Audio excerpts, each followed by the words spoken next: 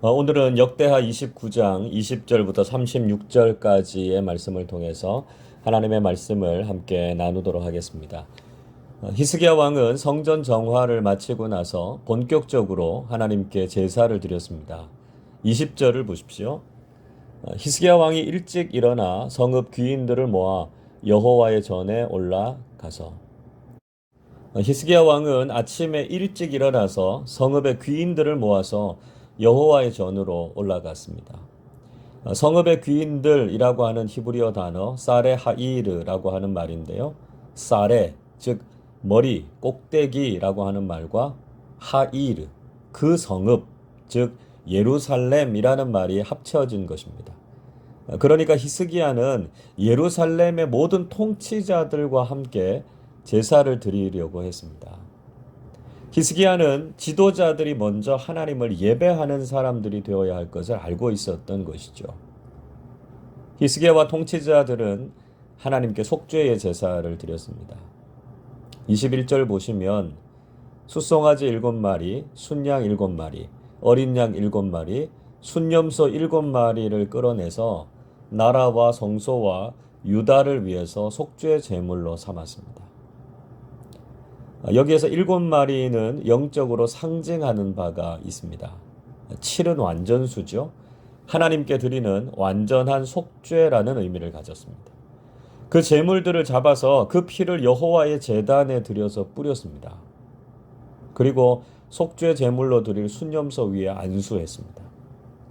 이것은 자신의 죄를 그 짐승에게 전가하는 행위입니다.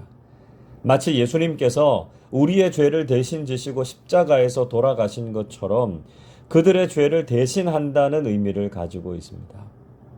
24절 보십시오. 제사장들이 잡아 그 피를 속죄제로 삼아 제단에 들여 온 이스라엘을 위하여 속죄하니 이는 왕이 명령하여 온 이스라엘을 위하여 번제와 속죄제를 드리게 하였음이더라. 제사장들은 제물들을 잡아서 그 피를 속죄제로 제단에 들여서 이스라엘의 모든 죄를 속죄했습니다. 그동안 이스라엘 백성들이 하나님을 떠나서 우상을 숭배하고 제사를 드리고 하나님의 뜻을 행하는 것을 얼마나 소홀히 했습니까? 히스기야와 백성들은 그들이 행했던 모든 죄를 속죄하는 심정으로 완전한 속죄의 제사를 드렸던 것이죠. 또 히스기야 왕은 제사를 드릴 때 레위 사람들로 하여금 악기를 연주하게 하고 찬양을 인도하게 했습니다. 악기를 연주하게 한 것은 다윗 때에 명령한 것이었습니다. 25절 보시면 다윗과 선견자 갓, 선지자 나단이 명령한 것처럼 재금과 비파와 수금을 잡고 연주하게 했는데요. 하나님께서 명령하신 것이었다 말씀하고 있죠. 레위 사람들과 제사장들이 악기를 잡고 번제가 시작됨과 동시에 하나님을 향한 찬양을 올려드렸습니다. 28절 이렇게 말씀합니다. 온 회중이 경배하며 노래하는 자들은 노래하고 나팔 부는 자들은 나팔을 불어 번제를 마치기까지 이르니라. 제사를 지내는 내내 회중들은 하나님을 찬송하고 악기를 연주하는 자들은 계속해서 악기를 연주하면서 아름답고 성대하게 예배를 드렸습니다. 히스기야 왕과 함께한 사람들은 제사 드리기를 마치고 하나님께 엎드려 경배했습니다. 그들이 하나님께 드렸던 속죄의 제사와 번제 그리고 찬송과 경배는 그들의 마음에 큰 기쁨이었습니다. 30절 이렇게 말씀하죠. 히스기야 왕이 귀인들과 더불어 레위 사람을 명령하여 다윗과 선견자 아삽의 시로 여호와를 찬송하게 하며 그들이 즐거움으로 찬송하고 몸을 굽혀 예배하니라. 그들은 시로 하나님을 찬송했고요. 그 찬송과 예배로 인해서 기쁨과 즐거움이 가득했다. 이렇게 말씀하고 있습니다. 신약 에베소서 5장 19절은 이렇게 말씀합니다. 시와 찬송과 신령한 노래들로 서로 화답하며 너희의 마음으로 주께 노래하며 찬송하며 이야기합니다. 바울은 에베소 교회를 향해서 마지막 때에 술 취함과 방탕함을 버리고 시와 찬송과 신령한 노래들로 하나님을 찬양하라고 권면했습니다. 우리도 히스기야 왕과 바울처럼 하나님을 향해서 기쁨과 감사의 찬송을 드리면서 하나님께 영광을 올려드리실 수 있기를 바랍니다. 히스기야는 회중들에게 제물과 감사 제물 또 번제물을 드릴 것을 명령했습니다. 31절 보십시오. 이에 히스기야가 말하여 이르되 너희가 이제 스스로 몸을 깨끗하게 하여 여호와께 드렸으니 마땅히 나와 제물들과 감사 제물을 여호와의 전으로 가져오라 하니 회중이 제물과 감사 제물을 가져오되 무릇 마음에 원하는 자는 또한 번제물도 가져오니. 앞에서는 온 이스라엘을 위한 범국가적인 속죄 제사였다면 이번에는 자원해서 하나님께 드리는 감사의 제물이었습니다. 그렇게 모아진 제물은 수소 70마리, 순양이 100마리, 어린 양이 200마리였습니다. 모두 370마리가 드려졌는데요. 이것은 얼마나 많은 백성들이 기쁨으로 번제를 드렸는지를 보여주고 있습니다. 또 번제물 이외에도 감사 제물로 구별해서 가져온 제물들이 있었습니다. 33절에 보시면 구별하여 이렇게 이야기하는데요. 히브리어 카다시라고 하는 단어는 자르다 이런 의미를 갖고 있습니다. 그러니까 세속적인 것으로부터 구별해서 거룩한 용도로 쓰기 위해서 바쳐진 것이었습니다. 이 용도로 드려진 것도 소가 600마리, 양이 3000마리였습니다. 자, 이 장면은 하나님 앞에서 거룩한 공동체로 발돋움하기를 원하는 그들의 소망이 얼마나 컸는지를 보여주는 것이라고 할 수 있죠. 이렇게 많은 제물들이 드려졌는데 문제는 그 제물들을 잡을 제사장들이 부족했다는 것이었습니다. 34절 보십시오. 그런데 제사장이 부족하여 그 모든 번제 짐승들의 가죽을 능히 벗기지 못하는 고로 그의 형제 레위 사람들이 그 일을 마치기까지 돕고 다른 제사장들이 성결하게 하기까지 기다렸으니 이는 레위 사람들의 성결하게 함이 제사장들보다 성심이 있었습니다. 모든 번제의 짐승들의 가죽을 벗기는 일을 하기 위해서는 제사장의 숫자가 턱없이 부족했습니다.